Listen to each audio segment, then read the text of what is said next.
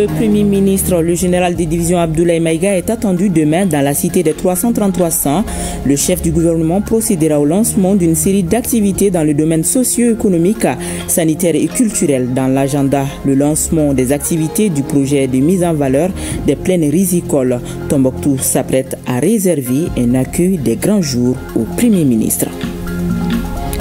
Mois de la solidarité et de la lutte contre l'exclusion. 3 présidents d'institutions de la République ont exprimé leur solidarité auprès des personnes du 3e âge en commune 1, 2 et 4 du district de Bamako. Les personnalités ont fait des gestes symboliques avant de recevoir des bénédictions pour la paix au Mali. Les cadres des départements ministériels et des autorités administratives indépendantes en pleine réflexion à Bamako. Ils envisagent d'élaborer un avant-projet de loi portant principes fondamentaux de la création, de l'organisation et du contrôle des services publics. La cérémonie d'ouverture était présidée par le ministre en charge de la refondation de l'État. Mesdames et messieurs, bonsoir et bienvenue dans ce 20h. Le Conseil des ministres s'est réuni en session ordinaire le mercredi 15 octobre 2025 dans sa salle de délibération au palais de Koulouba sous la présidence du général d'armée Assimi Goïta, président de la transition, chef de l'État. Après examen des points inscrits à l'ordre du jour, le Conseil a adopté un projet de texte, procédé à des nominations et entendu des communications. Avec moi sur ce plateau, Mohamedou Kone pour la lecture du communiqué. Bonsoir. Bonsoir, Barakissa. Mesdames et messieurs, bonsoir. Au chapitre des mesures législatives et réglementaires sur les rapports du ministre de l'Urbanisme, de l'Habitat, des Domaines, de l'Aménagement du territoire et de la population, le Conseil des ministres a adopté un projet de décret autorisant la cession à titre gratuit à la compagnie malienne pour le développement des textiles CMDT de la parcelle de terrain objet du titre foncier numéro 5448 du cercle de Kita, sise à Kokofata, commune rurale de Kokofata. La parcelle de terrain d'une superficie de 50 hectares sise à Kokofata, commune rurale de Kokofata, objet de la présente autorisation de cession est destinée à la construction d'une usine d'égrenage de coton. La construction de cette usine vise à contribuer au développement des zones cotonnières et de la culture du coton ainsi qu'à l'amélioration du niveau de vie des agriculteurs. Au chapitre des mesures individuelles, le Conseil des ministres a procédé à des nominations. La liste nominative des intéressés est disponible sur le site web du secrétariat général du gouvernement www.sgg-mali.ml et dans le journal L'Essor. Au chapitre des communications, 1. Le ministre de l'Enseignement supérieur et de la Recherche scientifique a informé le Conseil des ministres de la tenue du salon de la rentrée universitaire édition 2025 les 24, 25 et 26 septembre 2025 à Bamako.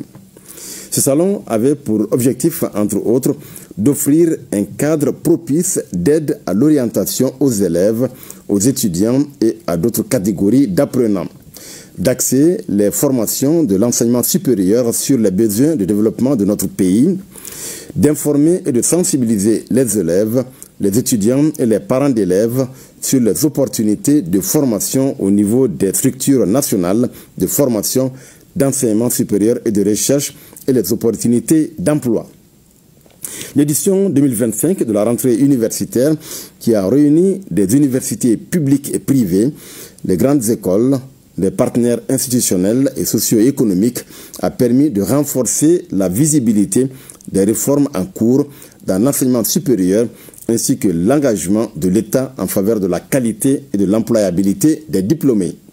2. Le ministre de la Promotion de la Femme, de l'Enfant et de la Famille a informé le Conseil des ministres de la participation du Mali au premier sommet des filles d'Afrique de l'Ouest et du Centre, tenu du 10 au 11 octobre 2025 à Dakar, au Sénégal. L'objectif de ce sommet était de faire progresser la réalisation des droits des filles à travers des engagements concrets des parties prenantes et l'adoption d'un agenda régional. Ce sommet, marqué par des panels de haut niveau et des présentations en présentiel et en ligne, a été l'occasion pour le ministre chargé de la promotion de l'enfant de mettre l'accent sur les efforts du Mali en matière de promotion et de protection des droits des enfants en général et des filles en particulier. La déclaration finale du sommet a retenu, entre autres, l'accès équitable à une éducation sûre et inclusive, la prise de mesures urgentes pour la continuité de l'éducation en cas de conflit ou de catastrophe, l'accès aux centres de santé, aux soins de santé, à l'eau, à l'assainissement et à l'hygiène, la protection contre toute forme de violence basée sur le genre. En marge du sommet, le ministre a rencontré la diaspora malienne établie à Dakar. 3. Le ministre de l'Industrie et du Commerce a informé le Conseil des ministres de la participation du Mali à la 7e édition de la Journée mondiale du coton le 7 octobre 2025 à Rome, en Italie. La Journée mondiale du coton a pour objectif d'assurer la promotion et le développement de la filière coton dans les pays membres du C4 plus la Côte d'Ivoire afin qu'elle contribue davantage au développement économique durable et inclusif des pays membres. Cette 7e édition, placée sous le thème « Le coton, tissu de nos vies », a enregistré la participation des ministres ou représentants des pays membres du C4 et du C4 plus la Côte d'Ivoire, de la directrice adjointe du Centre de commerce international, des ambassadeurs du Brésil, de l'Inde, de l'Union européenne, du représentant du Conseil consultatif international pour le coton, du représentant de l'Organisation des Nations Unies pour le développement industriel, du représentant de l'Organisation internationale du travail et du représentant de l'Agence internationale de l'énergie atomique. Le ministre de l'Industrie et du Commerce, en sa qualité de président et ministre coordinateur du C4 plus la Côte d'Ivoire, a, dans un discours, affirmé que le soutien interne accordé par certains pays à la production cotonnière produit les mêmes effets de distorsion sur le prix du coton que les subventions à l'exportation et qu'une réduction significative, voire totale, du soutien est une condition vitale pour la filière coton. Il a également invité les membres de l'Organisation mondiale du commerce à saisir l'opportunité de la 14e conférence ministérielle prévue en mars 2026 à Yaoundé au Cameroun pour donner une réponse appropriée au mandat de Hong Kong sur le coton relatif au soutien interne. 4. Le ministre de la Santé et du Développement social a informé le Conseil des ministres de la situation épidémiologique du pays, marquée notamment par une augmentation du nombre de cas confirmés de dengue comparé à celui de la semaine écoulée. Le président de la transition, chef de l'État, a appelé la population au respect strict des mesures de prévention et de lutte contre les maladies. Voilà, Barakissa, ce qu'il fallait retenir du communiqué du Conseil des ministres de ce mercredi. Merci bien, Mahamadou Okoni. Et je le disais tantôt, la région de Tombouctou s'apprête à accueillir demain, jeudi 16 octobre, pour la première fois, le Premier ministre, chef du gouvernement, le général de division Abdoulaye Maïga. En prélude à la visite, les forces vives se mobilisent pour faire de ce déplacement une réussite totale. Voyons les détails avec Najim Babassi et Hassan Aïdara.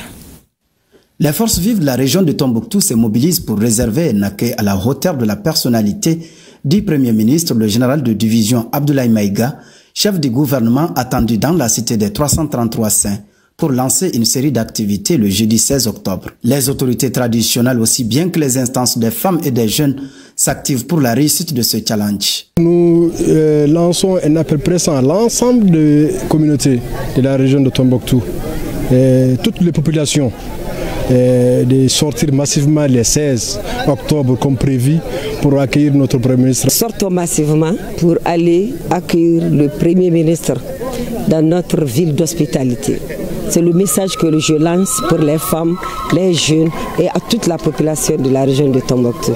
Et ça serait aussi une occasion pour nous de partager certaines occupations de la région avec les chefs. Donc on peut dire ici cette visite-là, c'est une fierté pour la région de Tombouctou et nous attendons avec impatience.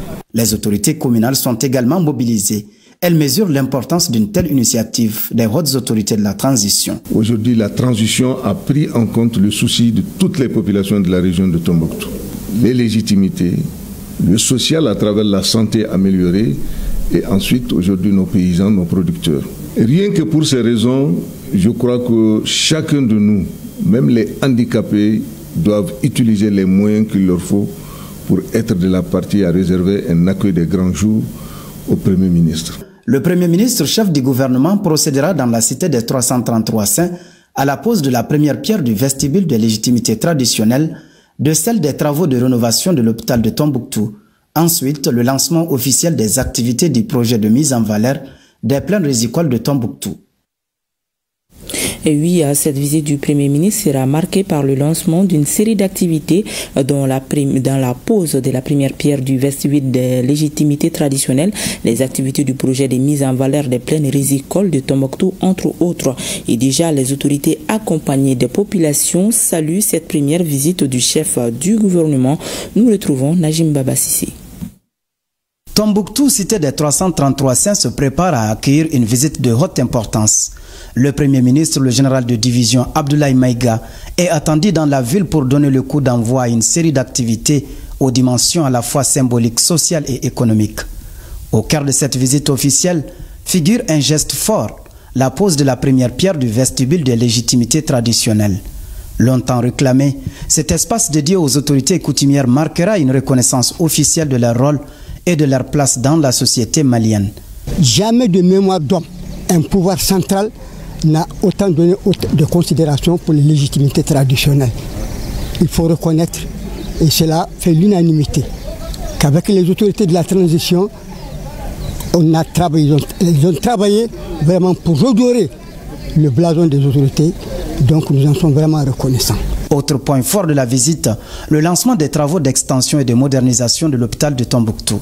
Établissement de deuxième référence, l'hôpital joue un rôle vital pour la région, prenant en charge des patients venant non seulement de Tombouctou, mais aussi des Taoudéni. Une telle nouvelle ne peut que s'aimer la joie dans notre cœur et exprimer du même coup notre reconnaissance aux plus hautes autorités de ce pays.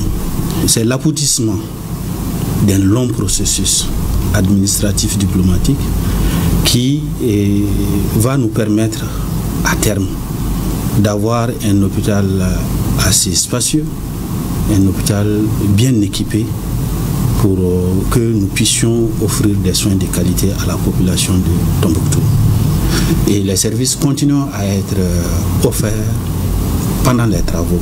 Cette pose de première pierre pour la construction de ce joyau, je dirais que c'est un joyau architectural, va beaucoup permettre à l'hôpital de pouvoir satisfaire réellement certains besoins auxquels ils sont tout le temps confrontés, des problèmes d'évacuation, des problèmes de manque de matériel parfois adéquat pour faire certains diagnostics, pour faire certains traitements adéquats. Enfin, la visite gouvernementale prendra une dimension économique avec le lancement officiel du projet de mise en valeur des plaines rizicoles de Tombouctou. Dans une région où l'agriculture reste un pilier essentiel de subsistance, ces plaines représentent l'espoir pour ces centaines d'exploitants. C'est un ouf de soulagement pour la région de Tombouctou. Parce que les trois plaines-là, c'est les plaines qui fixent nos populations. Donc nous souhaitons la bienvenue au Premier ministre pour ce lancement tant attendu. Les autorités régionales affichent déjà une satisfaction incommensurable puisque c'est la première fois que le Premier ministre arrive à Tombouctou depuis sa nomination. Cette visite sera aussi l'occasion pour M. le Premier ministre d'apprécier les efforts de résilience et de soutien de l'ensemble de la population de Tombouctou au profit de la transition. Bien entendu, elle sera aussi l'occasion pour M. le Premier ministre d'apprécier également les niveaux de préparation de la Biennale artistique et culturelle Tombouctou 2025.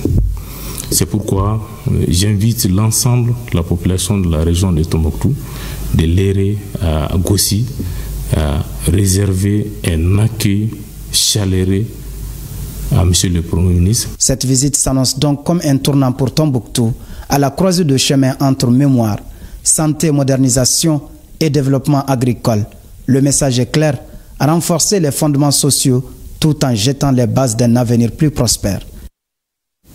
Mois de la solidarité et de la lutte contre l'exclusion, les présidents de la Cour suprême du Mali, du Haut Conseil des collectivités et celui du Conseil économique, social, environnemental et culturel ont effectué aujourd'hui une visite auprès des doyennes d'âge des communes 1, 2 et 4 du district de Bamako. Chacune d'elles a reçu des cadeaux, des messages et messages de réconfort de la part de leurs visiteurs.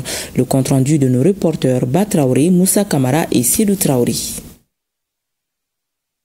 C'est une visite matinale du président de la Cour suprême à la doyenne de la commune 1, Mme Lelencho Sanogo, à son domicile à Djeribougou, âgée de 103 ans. Elle était très émue par cette marque de respect. En retour, elle a fait des bénédictions pour le Mali. Qu'Allah apporte du bonheur au Mali. Qu'Allah renforce la cohésion sociale, la paix et la prospérité au Mali.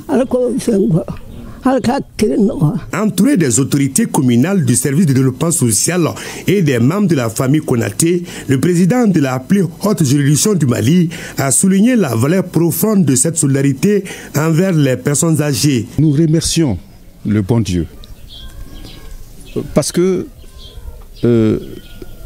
l'âge, la longévité et la santé sont des dons de Dieu. Il donne à qui il veut. Et je pense que notre mère, notre grand-mère en est bénéficiaire. Nous le remercions pour tout cela. Au-delà de ces bénédictions, nous aussi en retour, nous faisons des bénédictions et pour que elle ait une longévité. Le président de la Cour suprême a salué en cette semaine dédiée aux personnes âgées l'engagement de la famille et leur assistance exemplaire envers la doyenne de la commune 1. À 103 ans, Fanta Cissé incarne une mémoire vivante du Mali. Sa longévité et sa lucidité ont été saluées par des mots de respect, mais aussi des gestes concrets. Nous sommes envoyés par le chef de l'État, le général d'armée Assimi Goïta, à Ignarela de manifester la solidarité nationale. Le chef de l'État nous a dit de venir et d'apporter à notre maman des couvertures. La cola, c'est traditionnel, la salutation aux vieilles personnes. Et une enveloppe symbolique à notre maman, plus des draps et des tapis de prières qu'elle fait au quotidien et pour elle-même et pour le Mali. Entourée de ses enfants, petits-enfants et voisins, la doyenne a exprimé sa gratitude. Je remercie les autorités pour cette marque de considération. J'ai prié Allah que la paix revienne dans notre pays. Ces gestes forts s'ajoutent aux nombreuses initiatives du mois de la solidarité avec un message simple mais essentiel. Prendre soin de nos aînés, c'est aussi construire un avenir plus humain. La vieille Mama Camara, qui est habitante d'Amdalaï, a soufflé ses 103 bougies en 2025, ce qui lui confère le statut des personnes la plus âgée de la commune 4 du district de Bamako. C'est à ce titre qu'elle reçoit la visite du président du Conseil économique, social, environnemental et culturel CESEC. Le visiteur du jour a apporté à la vieille Mama Camara une couverture, des noix de cola et une enveloppe symbolique. Cette visite est rendue à la personne la plus âgée en commune 4, précisément Amdala ici, est un témoignage des autorités, des gouvernements à l'endroit des personnes âgées, à l'endroit de nos aînés, au regard de tout ce qu'ils ont fait, tout ce qu'ils ont déployé comme effort pour la construction du pays et pour en tout cas notre nation tout entière pour qu'elle soit ce qu'elle est aujourd'hui. Et cela doit continuer, il faut leur rendre vraiment cet hommage en signe de reconnaissance et également demander des bénédictions. Malgré le poids de l'âge, Mama Camara est toujours lucide et jouit de toutes ses facultés. C'est ainsi qu'elle a fait des bénédictions pour le pays. La doyenne de la commune 4 est mère d'une fille et de 9 garçons, dont de célèbres footballeurs comme Omar Keita d'Ibarou, Moussa Keita d'Ougutigi et Cheikh Fandamadi Keita, qui a terminé meilleur buteur de la CAN Yaoundé 72.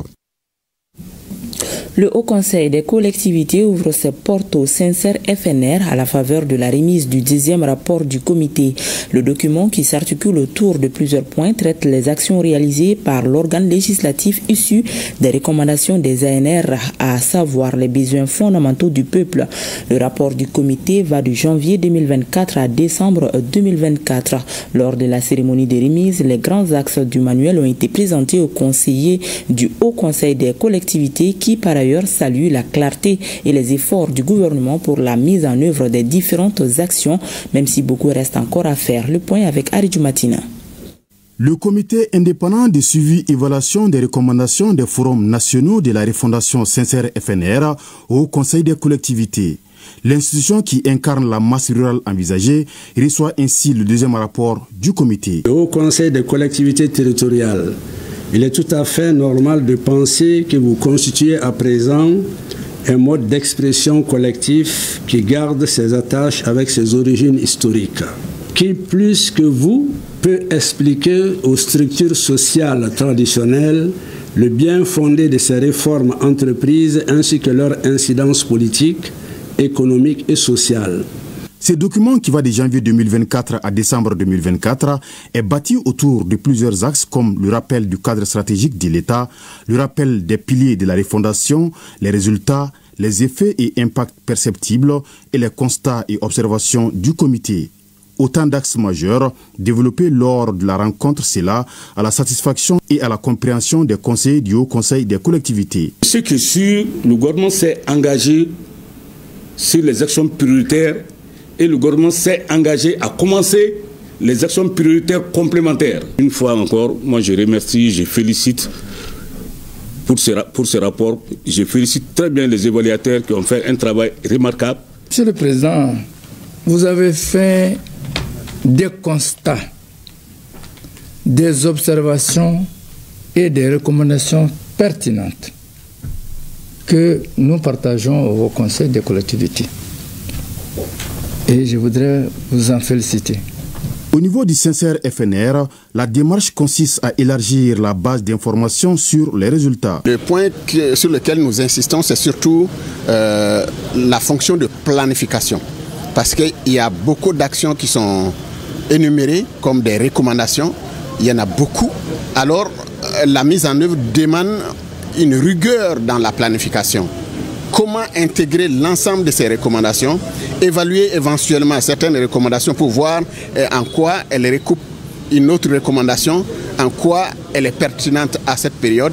Le sincère FNR, lors de cette cérémonie de remise des rapports, n'a pas manqué de solliciter l'accompagnement nécessaire des représentants des collectivités qui sont les conseillers du Haut Conseil des collectivités à percevoir la nécessité de restructuration de la société malienne.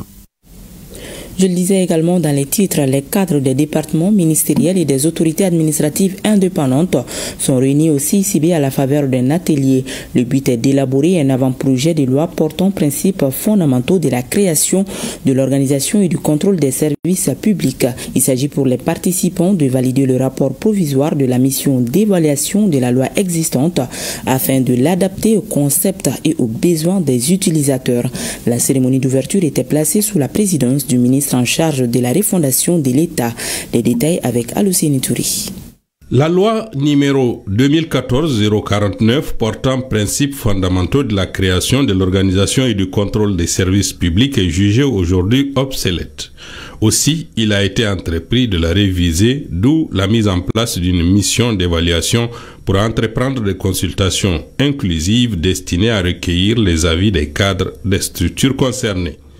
La loi 2014-049 est une loi cadre qui s'occupe essentiellement de l'organisation, de la création, de l'organisation des services publics.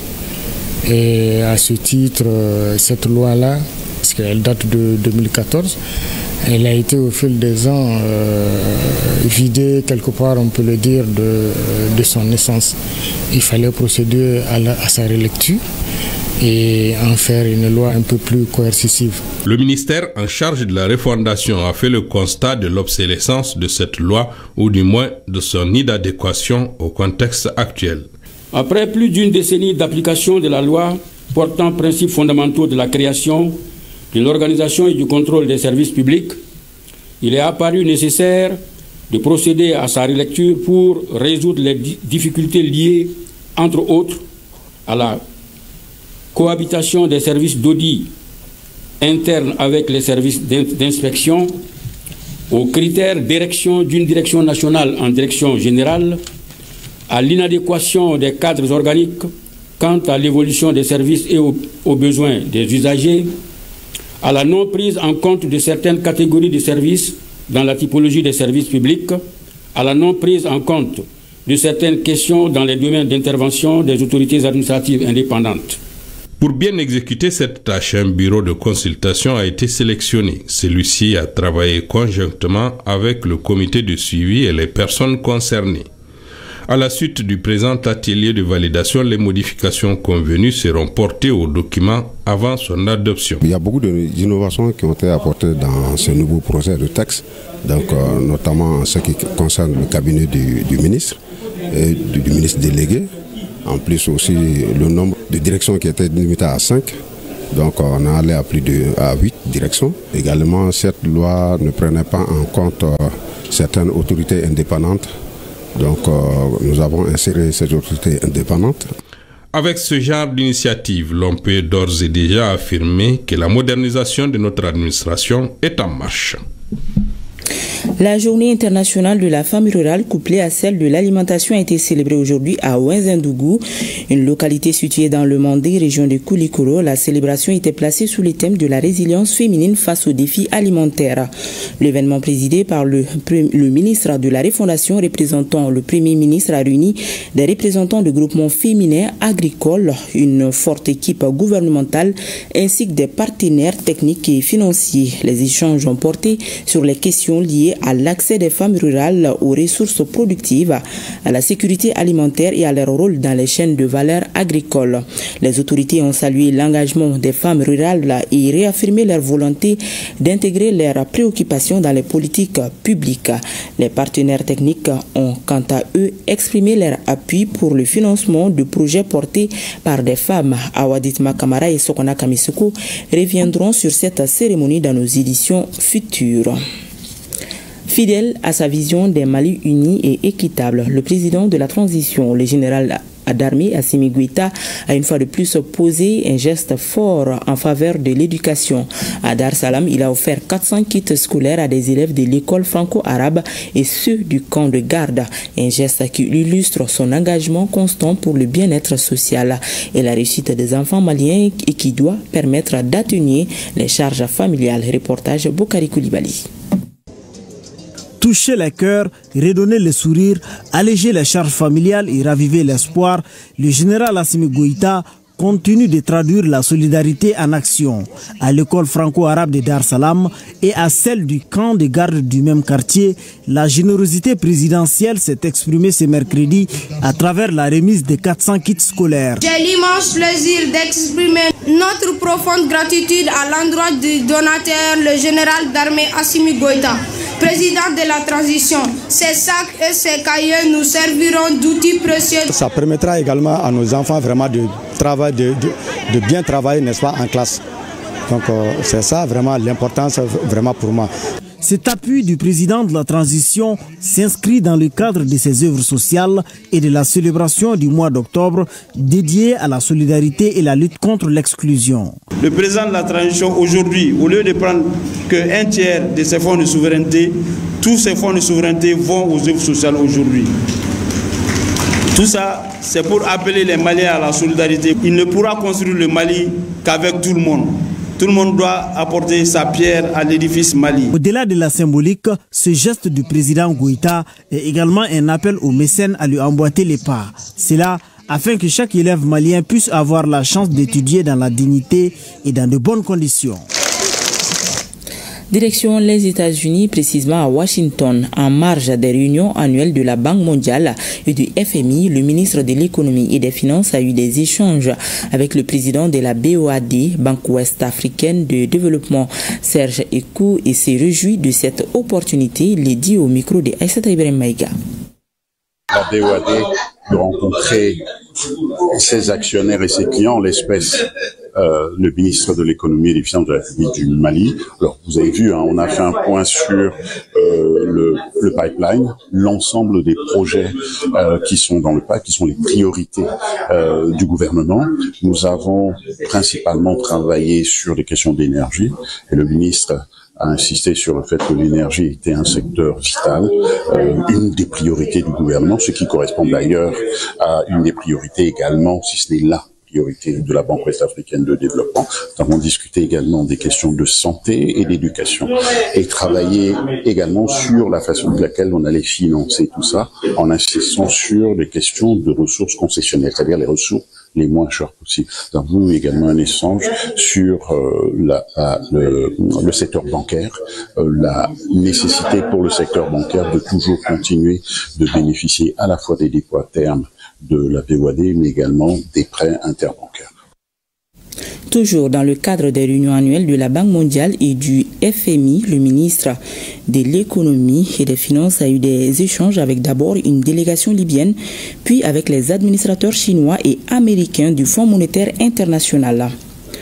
En début d'après-midi, le ministre Sanou et l'administrateur russe de la Banque mondiale ont fait le point des performances macroéconomiques du Mali. Ces discussions ont permis d'aborder les dossiers économiques prioritaires du Mali, les avancées des réformes en cours ainsi que les axes de coopération futurs avec les institutions de Bretton Woods. Le ministre des Affaires étrangères et de la coopération internationale, Abdoulaye Diop, a pris part aujourd'hui à Kampala à la cérémonie d'ouverture des travaux de la 19e conférence ministérielle à mi-parcours du mouvement des non-alignés placé sous la haute présidence de son Excellence M. Yoweri Kaguta Museveni, président de la République de l'Ouganda, président du sommet du mouvement des non-alignés. Le Mali y a pris une grande part en raison de l'engagement du président Modibo Keïta, auquel on doit l'expression non alignée qu'il a préférée dans son discours de Belgrade aux côtés de ses homologues Nehru, Tito, Nasser à celle de pays non engagés. Je vous invite à suivre un extrait de l'intervention du ministre Abdoulaye Diop. Le Mali réitère son attachement aux principes fondateurs de notre organisation commune, notamment la souveraineté, l'indépendance véritable, la dignité, la solidarité, le combat des ingérences extérieures, du néocolonialisme et de l'impérialisme. Ces principes et valeurs sont du reste au fondement de la vision panafricaniste de la Confédération des États du Sahel, incarnée par leurs excellences le capitaine Ibrahim Traoré, président face au chef de l'État, le général d'armée Assimi Goïta, président de la transition, chef de l'État du Mali et président de la Confédération des États du Sahel, et le général d'armée Abdourahmane Tchani, président de la République du Niger, chef de l'État. Les défis sécuritaires demeurent la principale priorité des populations du Sahel. Nous déplorons également le nouveau mode opératoire des groupes armés terroristes visant à asphyxier l'économie nationale du Mali en entramant les chaînes d'approvisionnement. L'ambassadeur de Russie au Mali a organisé hier une conférence de presse dans sa résidence. C'était à l'occasion du 65e anniversaire de l'établissement des relations diplomatiques entre l'Union soviétique de l'époque et la République du Mali. L'ambassadeur Igor Gromyko a rappelé que cet anniversaire est surtout le symbole d'une amitié sincère, d'un respect mutuel entre les peuples maliens et russes. Le résumé avec Mariam Koné et Idrissa Traoré. Pour l'ambassadeur Igor Gromyko, ce 65e anniversaire de l'établissement des relations diplomatiques entre l'Union soviétique, devenue Fédération de Russie, et la République du Mali est l'occasion d'évaluer les liens entre les deux pays, passer de simples déclarations à une coopération multiforme et concrète. La Russie plaide pour un partenariat fondé sur l'égalité, le respect mutuel et les intérêts réciproques. Il est symbolique que les relations russo-maliennes aient maintenant atteint un niveau sans précédent et continuent à se développer. Nos positions sur les principales questions internationales et régionales sont proches ou coïncident. La Russie et le Mali ont tissé une relation étroite sur des plateformes internationales, y compris les Nations Unies. Nous sommes satisfaits du soutien apporté par nos amis maliens aux résolutions qui initient notre pays au sein des organisations onusiennes. Devant les journalistes, l'ambassadeur a dressé un bilan très positif de la coopération entre le Mali et la Russie. Selon lui, Bamako est l'un des partenaires prioritaires de Moscou sur le continent africain. L'objectif aujourd'hui est de renforcer les échanges économiques et commerciaux mutuellement bénéfiques. À cette fin, des démarches actives sont entreprises, notamment dans le cadre de la Commission intergouvernementale pour la coopération économique, commerciale, scientifique et technique, créés cette année. Parmi les projets à court terme figure la création d'un centre consultatif regroupant le Mali, le Niger et le Burkina Faso auprès de la Chambre de commerce et d'industrie de la Fédération de Russie. La Russie attache une grande importance au développement continu de la coopération militaire et militaro-technique. Le diplomate avait procédé auparavant à la remise des lettres de remerciement à 2 Maliens pour leur engagement dans la promotion et la diffusion de la langue russe au Mali. L'ambassadeur a profité de cette conférence pour annoncer le lancement de la campagne de candidature pour les études en Russie ouverte jusqu'au 15 janvier 2026. La compagnie malienne pour le développement des textiles CMDT a tenu aujourd'hui la 105e session de son conseil d'administration. Après examen des points inscrits à l'ordre du jour, le conseil a arrêté les états financiers clos le 31 décembre 2024. Le total bilan fait état de plus de 631,500 milliards de francs CFA avec un résultat net de 3,763 milliards de francs CFA. Des objectifs pleinement atteints malgré la situation qui traverse le pays avec l'appui des autorités de la transition. Reportage à Nyanya Aliou Traoré et Abouakar Traoré. Il y a exactement 5 mois, c'était précisément en mai dernier, que Kouloumege Dambélé prenait les rênes de la compagnie malienne pour le développement des textiles CMDT. Le nouveau président directeur général a placé son mandat sous le signe de l'union des acteurs de la filière autour d'une dynamique collective fondée sur la rigueur, la solidarité et l'engagement. Une ambition qui vise à augmenter significativement la part de la transformation locale de 10 à 25% de la fibre produite annuellement. Pour ce faire, un projet de construction de 2 filatures d'une capacité de 45 000 tonnes est en gestation. À mon arrivée, ça trouvait qu'il y avait assez de défis, notamment le retard pour le paiement des cotonculteurs. Le paiement qui a été réalisé à 100% dans un délai, on va dire, raisonnable. Et également l'approvisionnement en engrais. Ils ont fourni beaucoup d'efforts, ils nous ont appuyés et cela aussi nous a permis effectivement d'arriver à des taux de livraison qui sont, on va dire, satisfaisants. L'objectif en termes de bénéfices, c'était 1 milliard et quelques et Dieu merci, nous avons pu réaliser un bénéfice de 3 milliards 700 millions. Le coton n'est pas seulement une chance pour le Mali, mais surtout le moteur de l'économie nationale. La campagne 2024-2025, dont il est principalement question au cours de cette 105e session du conseil d'administration de la compagnie, a connu quelques péripéties, en grande partie liées à l'invasion des jacides. Les jacides, c'est des insectes qui sont apparus courant l'année 22-23. Ce n'était pas un ravageur qui est connu pour la culture cotonnière dans notre contexte. On ne prenait même pas de dispositions contre, mais à partir de 2022-23, ça a été vraiment, on va le dire, un fléau. Il y a eu des interventions et cette année aussi, contrairement aux autres années, ils ont apparu beaucoup plus que prévu. Et c'est cela qui a été le problème. À ce niveau aussi, nous avons sollicité le concours des uns et les autres.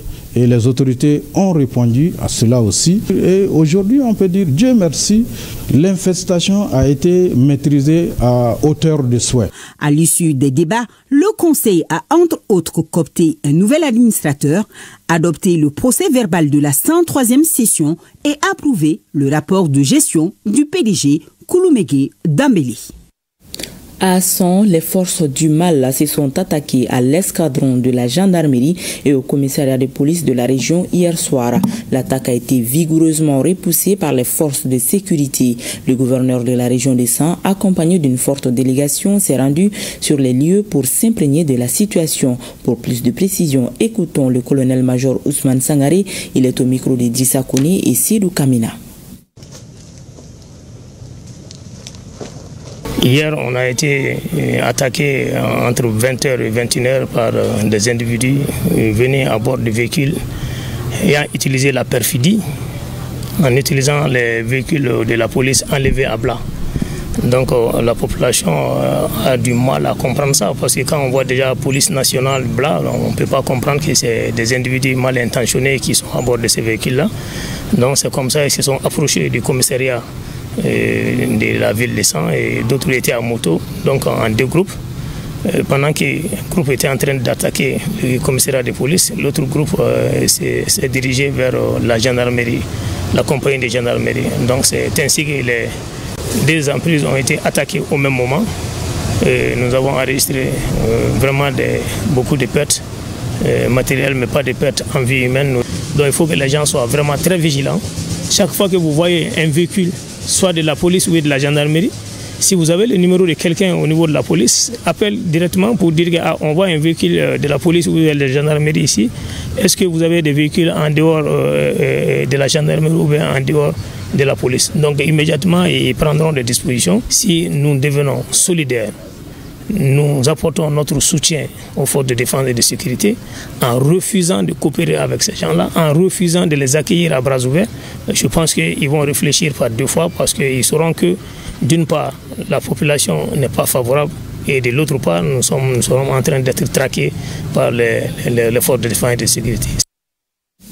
Dans le cadre de la restauration de l'autorité de l'État sur l'ensemble des sites miniers de la commune rurale de Ntahaka, région de Gao, le commandant du théâtre Est de l'opération du Kukuloko était face à la presse. Sur place, il a fait un communiqué sur la réglementation de l'exploitation du site d'orpaillage de Ntahaka. Je vous propose d'écouter le général de brigade Mamadou Massaoulé Samake au micro de Aliou Idrissa Maïga. Le Conseil des ministres, dans sa session ordinaire du 24 août 2024, a adopté un projet de décret portant attribution d'un permis de recherche d'or à la Société de recherche et d'exploitation des ressources minières du Mali, la SOREM Mali SA, sur le périmètre de Ntahaka, dans le cercle de Intilit, région de Gao, sur une superficie de 97,41 km², sur instruction des plus hautes autorités du pays et dans le cadre de l'exercice des missions régaliennes des FAMA, particulièrement du théâtre S, nous allons procéder à la restauration de l'autorité de l'État dans la commune de Ntahaka dans sa globalité en un premier temps et très particulièrement sur les sites miniers qui correspondent aux 97,41 km² dédiés à la SOREM. Pour ce faire, depuis quelques jours, des communiqués radio ont été diffusés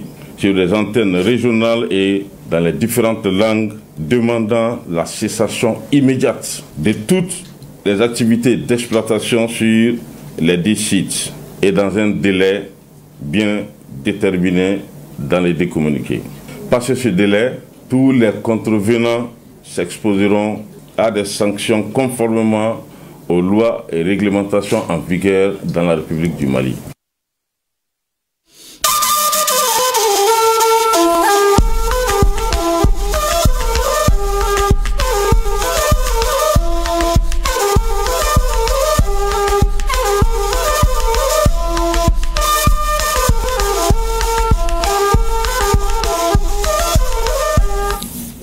Le ministre burkinabé de la Santé et de l'Hygiène publique a effectué une visite de terrain sur le chantier de construction du centre de radiothérapie de Bobo Dioulasso.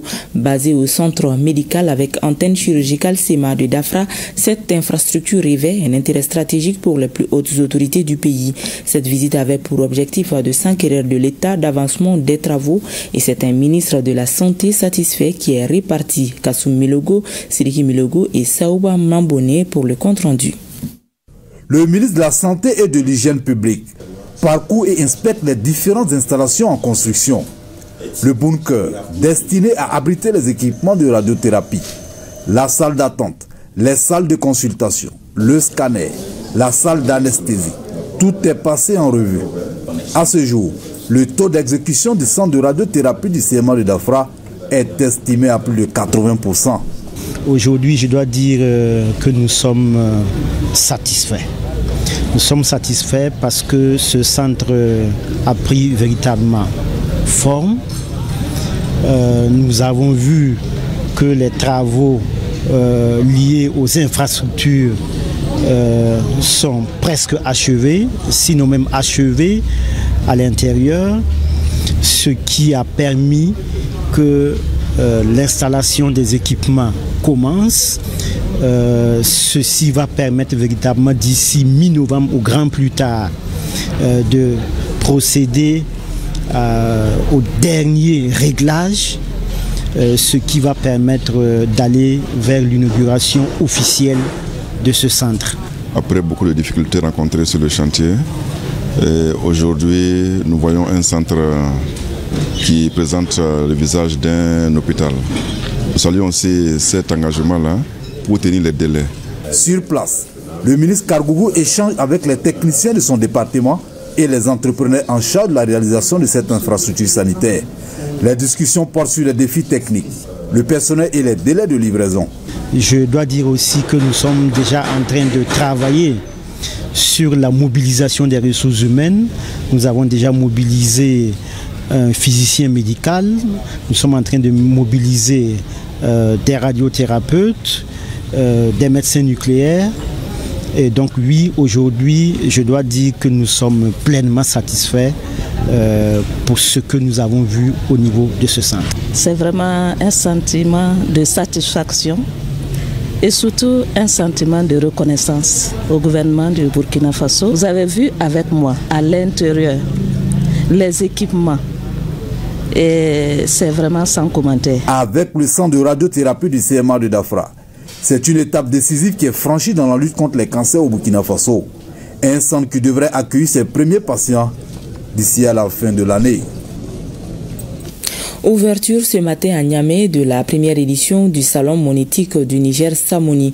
Ce salon vise à promouvoir le moyen de paiement digital au Niger et dans l'espace UEMOA. C'est le ministre délégué au budget assurant l'intérim du Premier ministre, ministre de l'économie et des finances, qui a présidé la cérémonie d'ouverture. C'était également en présence de plusieurs autres membres du gouvernement et des acteurs de l'écosystème financier et bancaire.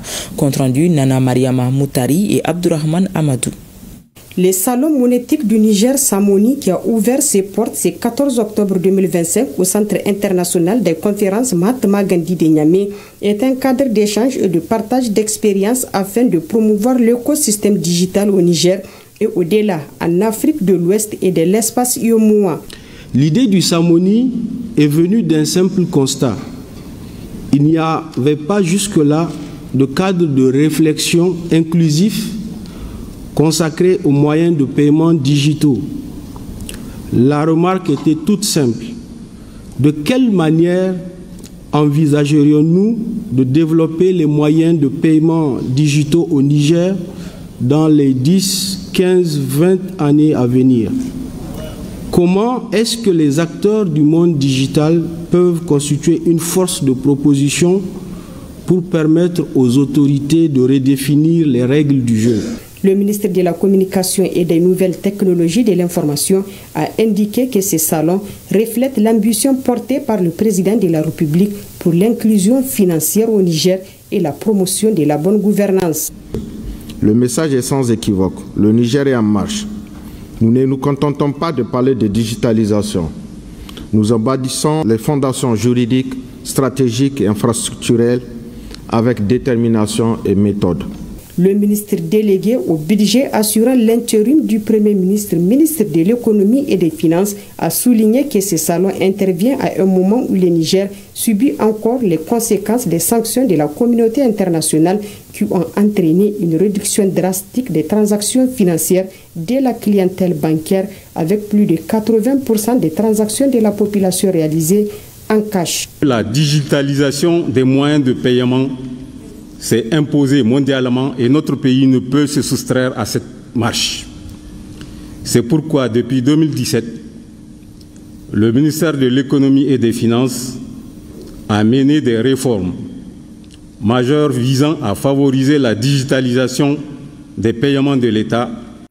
Entre autres réformes, je peux citer la mise en place d'un système de paiement électronique des droits et taxes assimilés au niveau de la Direction générale des douanes, l'introduction d'un système de télépaiement des impôts, droits, taxes et redevances. Auparavant, l'assistance a eu droit à une brève présentation du Salon monétique du Niger, son rôle et son utilité pour les populations nigériennes, le tout sanctionné par une visite des stands pour une ouverture plus large sur les institutions financières et bancaires.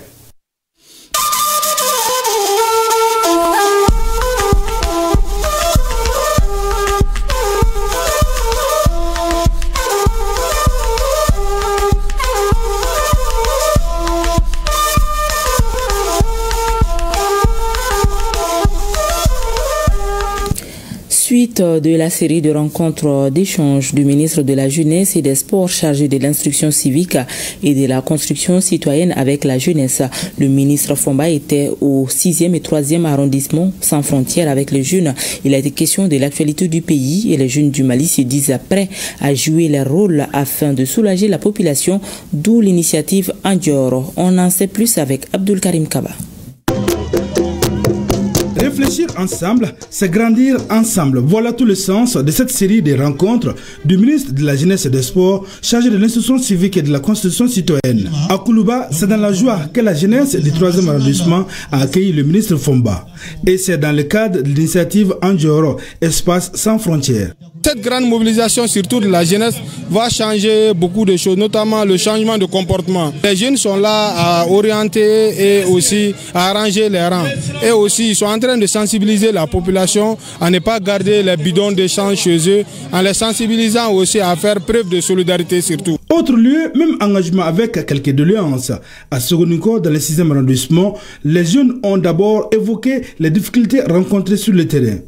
Selon eux, cela n'entame à rien leur détermination à satisfaire les besoins de la population. Cette rencontre avec M. le ministre permet de mettre en avant les problèmes que nous avons eus sur le terrain pour pouvoir en trouver des solutions. Parce qu'avec cette opération, on veut aider, surtout aider la population et aider les stations-service à mieux servir la population. Ce cadre d'espace vraiment est un espoir. Est un espoir pour le pays parce que de donner des conseils et d'échange, c'est un échange interactif entre la jeunesse et son ministre. Cet exercice est la preuve éloquente que les autorités de la transition sont aux côtés de la population. Nous saluons cette initiative, c'est ça que nous avons dit. Et il faut que les autorités soient toujours à côté de la jeunesse pour au moins informer et sensibiliser les jeunes. Donc c'est dans ce cadre-là, vraiment, nous remercions vraiment, sincèrement, très sincèrement. Nous sommes très fiers du ministre. Il est toujours à côté de nous. Au moment opportun, il nous accompagne dans toutes nos initiatives.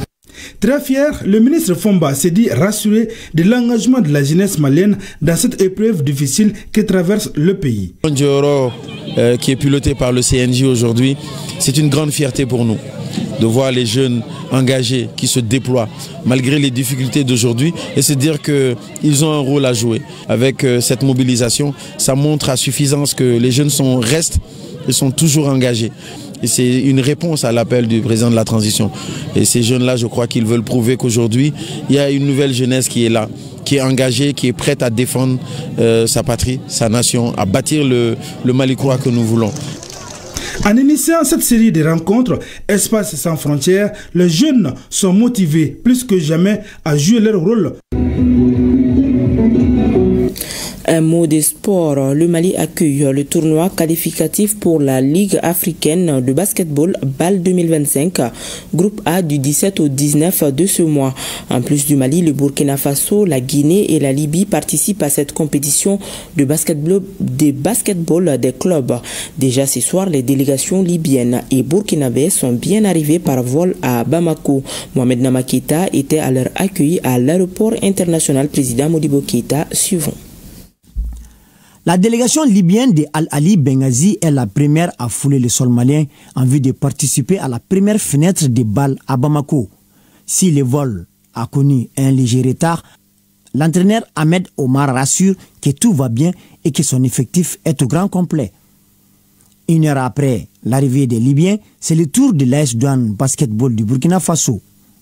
Le président de l'équipe championne de première division de basketball du Burkina Faso s'est réjoui que cette compétition ait lieu surtout à Bamako. Merci donc à FIBA et merci aussi aux autorités maliennes qui ont facilité donc l'arrivée de notre délégation en terre AES. Nous nous sentons vraiment chez nous. Je pense que c'est une première expérience, historique d'ailleurs, parce que c'est la première fois qu'une équipe championne du Burkina participe à la boule. Et nous sommes vraiment contents d'être là et nous pensons vraiment repartir avec de bons résultats. La délégation guinéenne est attendue ce soir. Rappelons que ce tournoi regroupera du 17 au 19 octobre à Bamako le centre de référence de basketball de Tombouctou, CRBT, le centre fédéral de Guinée-Conakry, Al-Ali Benghazi de la Libye et l'AS Douane Basketball du Burkina Faso. Seules les deux meilleures équipes participeront à la deuxième finale de la BAL 2025. Et page noire de cette édition, la nouvelle est tombée tôt ce matin comme un coup près. L'ancien premier ministre de la transition de 1991 à 92, Zoumana Sako, est décédé, nommé par le président Amadou Toumani Touré. Après la chute du régime de Moussa Traoré, il a eu la lourde tâche de piloter la transition démocratique, la première du pays. Clin d'œil sur l'homme avec Souri Ibrahima Keïta. Avoir à la fois une tête bien faite et les pieds sur terre, une telle race d'hommes, surtout d'État, ne fait pas les gens. Pourtant, Zoumana Sako en était une illustration parfaite.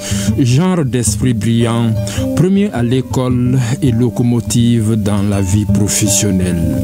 C'est d'abord à l'école qu'il s'illustre. Premier national au DF en 1967 à Mopti, puis au bac 3 ans plus tard au lycée Askia Mohamed. Le voilà avec la plus haute distinction académique décernée par une université de Pennsylvanie aux États-Unis, assorti d'un doctorat en économie du développement, après un master en planification de gestion de projets. Boulevard ouvert donc pour une carrière professionnelle de rêve. Haut fonctionnaire au programme des Nations Unies pour le développement PNUD, l'éminent économiste du développement deviendra un architecte de la modernisation et de la bonne gouvernance de l'administration.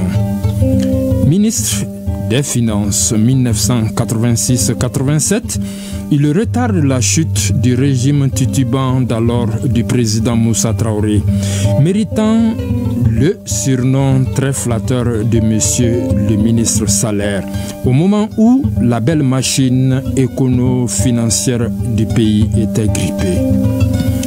En 1991, arrive à la tête du pays un certain Amadou Toumani Touré, sorti du bain révélateur de la révolution du 26 mars 1991. Ce dernier jette son dévolu sur cet enfant de Niamina avec qui il formera un duo infernal jusqu'à la passation du témoin au nouveau et premier président élu de la démocratie, Alpha Oumaro Konaré, en juin 1992. Il est donc Premier ministre de la transition du 2 avril 1991 au 9 juin 1992. Il fonde et dirige la Convention nationale pour une Afrique solidaire CEDAS Faso RE, qu'il investit comme candidat à la présidentielle de 2013. Pour les présidentielles de 2002 et de 2007, il soutient la candidature d'ATT. Auparavant, en 1997, pour être précis, il s'était présenté à la présidentielle avant de retirer sa candidature pour protester contre ce qu'il appelle les fraudes. Reconnu pour son intégrité, sa rigueur, un chapelet de préjugés favorables lui sont collés à la peau par ses connaisseurs. Patriote, honnête, homme de poigne, intègre, brillant, qui tient à sa parole comme à la prunelle de ses yeux. À 75 ans, indigne, pas comme les autres, s'en est allé discrètement.